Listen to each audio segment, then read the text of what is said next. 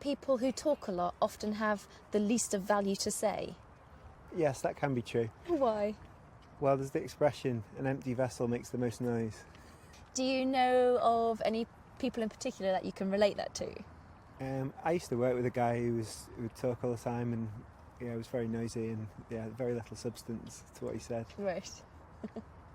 Do you agree that people who talk a lot often have the least of value to say?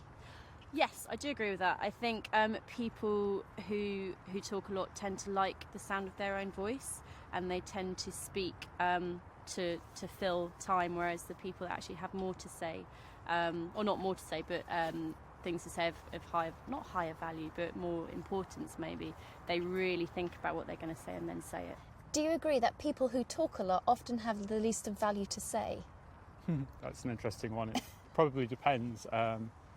I think some people who talk a lot say good things all of the time and useful things, and other people talk about less important things when they're talking for a long time. So it really depends on the person and what they're talking about.